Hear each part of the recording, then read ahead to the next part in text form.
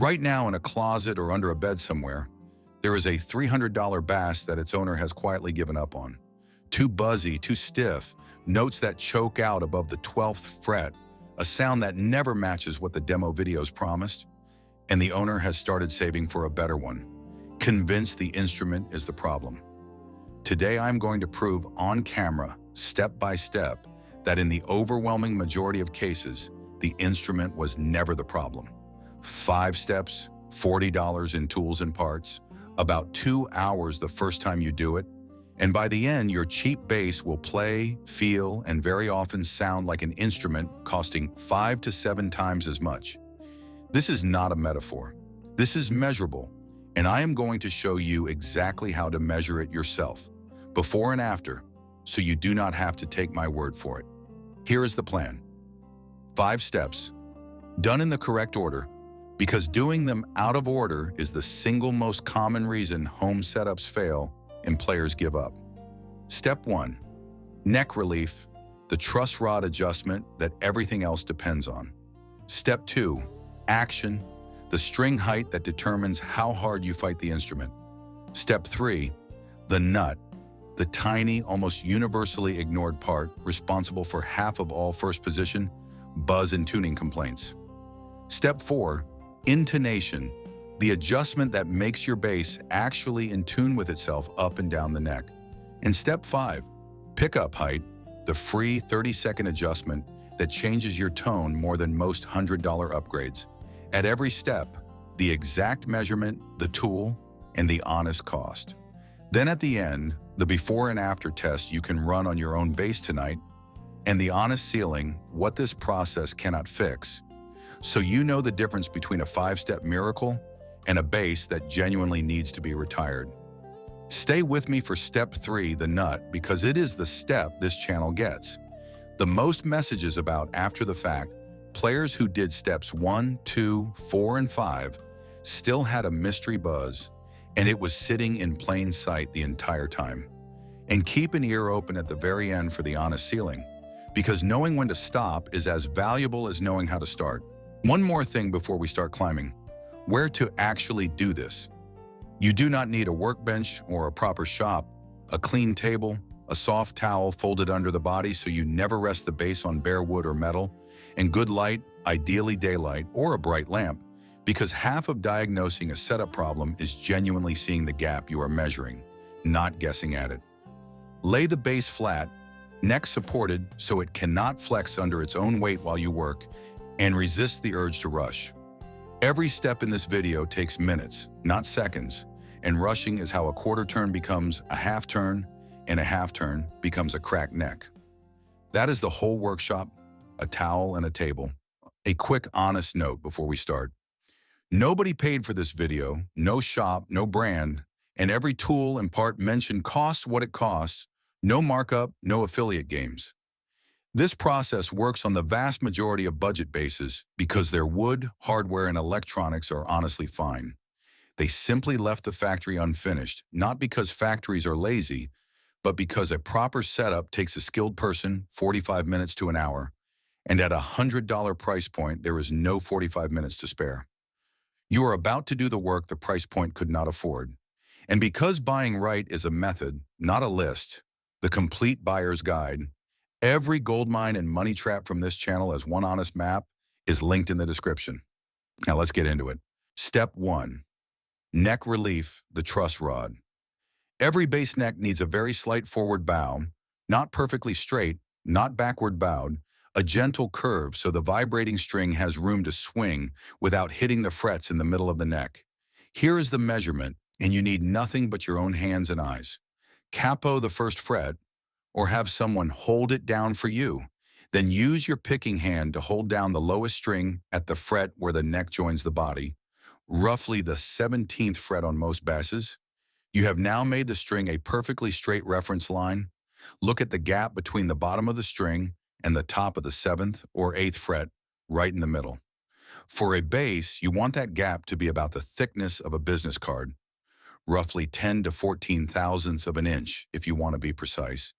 But the business card trick is honestly accurate enough for every player watching this. Too much gap, the neck is too bowed. Tighten the truss rod, clockwise, quarter turn only. No gap at all, or the string touches the fret, the neck is too straight or back bowed. Loosen it counterclockwise, quarter turn only.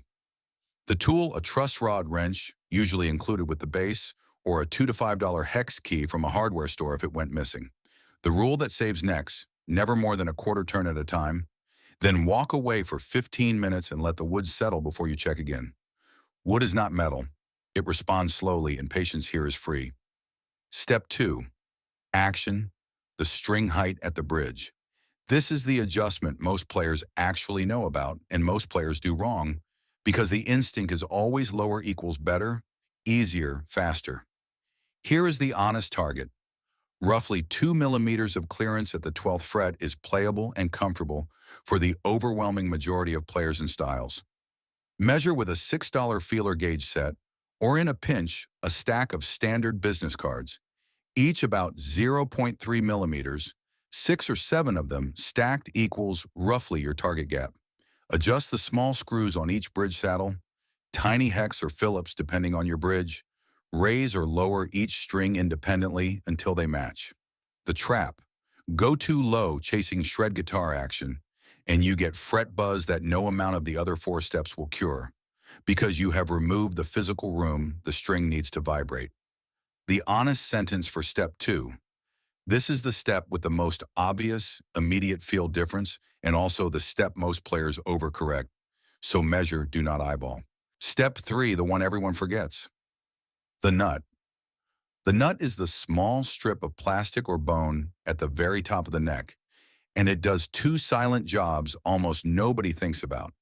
It sets your open string in first position action, and it is the single most common source of tuning problems that get blamed on cheap tuners. Here is the honest physics. On budget instruments, nut slots are frequently cut too high, too narrow, or with sharp, unlubricated edges, which means the string binds in the slot instead of sliding through it. The symptom is unmistakable once you know it. You tune up, play a note, bend or vibrato, and the pitch does not return to where it started, because the string is stuck, not sliding. Players blame the tuning machines for years without knowing the real crime scene is 4 inches away. The test, hold each string down at the 2nd fret. Look at the gap above the 1st fret. You want the thickness of a single sheet of paper, no more. If it looks like a canyon, the slots are cut too high and need careful filing with proper nut files, a job worth paying a tech $10 to $15 for if you are not confident with a file, because overfiling is the one mistake on this entire list that is not reversible. But the binding problem, the sticking, silent tuning killer, has a $2 fix anyone can do in 30 seconds. A pencil. Graphite is a genuine, honest lubricant. Rub the soft graphite from a regular number 2 pencil directly into each nut slot, a few strokes, restring, and play. Players report tuning stability improving overnight because the string is finally sliding instead of catching. This single $2 step fixes more mystery tuning complaints than new tuning machines ever will. Step 4. Intonation, making the bass agree with itself. Even with a perfect neck in action, a bass can play in tune at the open string and be noticeably sharp or flat by the 12th fret, because the physical string length is not perfectly matched to its scale. The test. Tune the open string with any clip-on tuner, then play the exact same string at the 12th fret harmonic, and again fretted normally at the 12th fret. If the fretted note reads sharp compared to the open string, the string is physically too short. Move that saddle backward, away from the neck. If it reads flat, the string is too long. Move the saddle forward, toward the neck. Small movements, a millimeter or 2, retune, recheck, repeat until the 12th fret note matches the open string exactly. The tool, the small screw on the back of each bridge saddle, and any clip-on tuner, $5 to $15 if you do not already own one, and every serious player should. The honest sentence for step 4, this is the step that makes chords and higher register playing sound genuinely correct instead of subtly, naggingly wrong in a way most players feel before they can name it. Before step 5, a bonus half step that costs literally nothing and takes 10 seconds between every single step above. Retune. Every adjustment we have made so far, the truss rod, the saddles, the nut, changes the tension on the string slightly, which changes the pitch, which means a bass that reads perfectly in tune before you loosen a truss rod, screw will read slightly off after. And players who skip retuning between steps end up chasing a moving target and blaming the process instead of the missing habit. Tune, adjust, retune, recheck. It is the metronome of this entire video, and it is the single most common thing beginners forget under the excitement of finally fixing their bass. And step 5, the free one, the one this channel considers criminally underused, pickup height. Loosen the 2 small screws on either side of each pickup and adjust how close the pickup sits to the strings. Closer generally means louder and more aggressive, hotter output, occasionally at the cost of magnetic pull interfering with string vibration if you go too close. Further generally means clearer, more even, more headroom. The test, borrowed straight from our pickup episode, press the low E string down at the highest fret, and you want roughly 2 to 3 millimeters of clearance between the string and the pole pieces at that position. A bit more on the bass side than the treble side, because low strings vibrate with a wider arc. This single adjustment, completely free, using the screwdriver already in the case pocket, changes your tone more than the vast majority of aftermarket pickup swaps this channel has ever tested. Players spend $100 chasing a sound that a 30-second screwdriver adjustment was sitting right there waiting to give them. And one more honest comparison before the cost breakdown, because a number means nothing without a reference point. This channel's own price ladder video showed that the jump from a $100 bass to a $300 bass is the single biggest audible improvement money can buy, and that past $600 blind listening tests routinely fail to tell instruments apart. What we just did, 5 steps, $15 to $40, sits on that exact same curve, except it costs less than a tank of gas and produces a bigger audible jump than doubling your budget on a new bass ever will, because you are not fighting diminishing returns.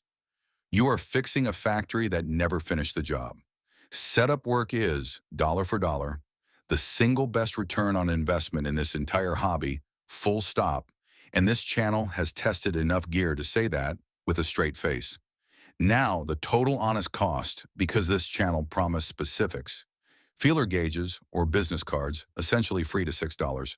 A truss rod wrench, usually already in the case, $2 to $5 if not. A pencil for the nut, already in a drawer somewhere. A clip-on tuner, $5 to $15, and worth owning forever regardless. A small screwdriver set for pickups and bridge saddles, already in most homes, $5 to $10 if not. Add it up and you are between $15 and $40, most of it stuff many players already own, for a process that professional shops charge $40 to $100 to perform once. And you now know how to perform for the rest of your playing life on every bass you will ever own. Here's the before and after test so you can prove this to yourself tonight, not take my word for it. Before you touch anything, play your low E string, open, unplugged, ear close to the body, and note honestly how it sounds, buzzy, choked, uneven up the neck. Then play a chord shape or 2 notes together in first position and listen for any sour, out-of-tune ringing. Now do all 5 steps, in order, patiently. Then repeat the exact same test. The difference on almost every budget bass this channel has touched is not subtle. It is the difference between an instrument you apologize for and an instrument you are proud to hand someone. And now the honest ceiling, because a channel that promises a miracle without limits is lying to you. What this 5-step process cannot fix. Genuinely warped or twisted wood, the kind no truss rod can pull straight. That is a structural problem, not a setup problem. Frets that are worn into grooves or were unevenly seated from the factory. That needs an actual fret level and dress from a technician, $20 to $60 well spent. Not a home job for beginners. Electronics that are dead or genuinely faulty, a setup adjusts what exists.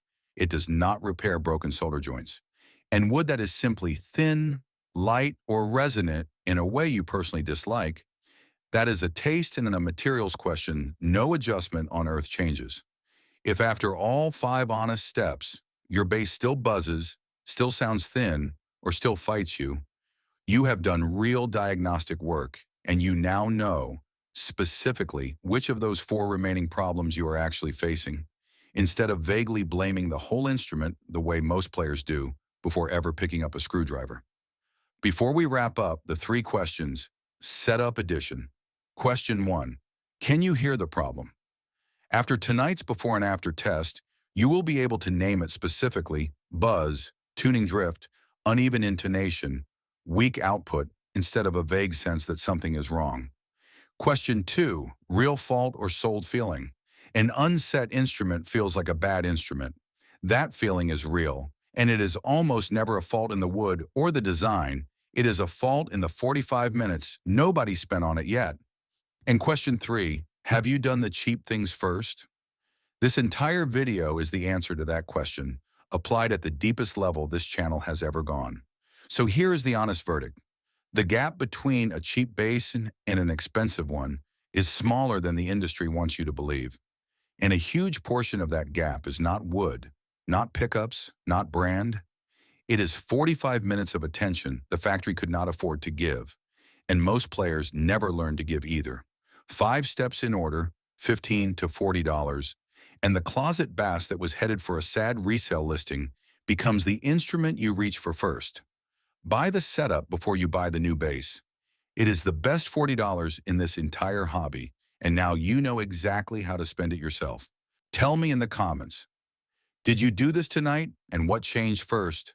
The buzz, the tuning, or the tone?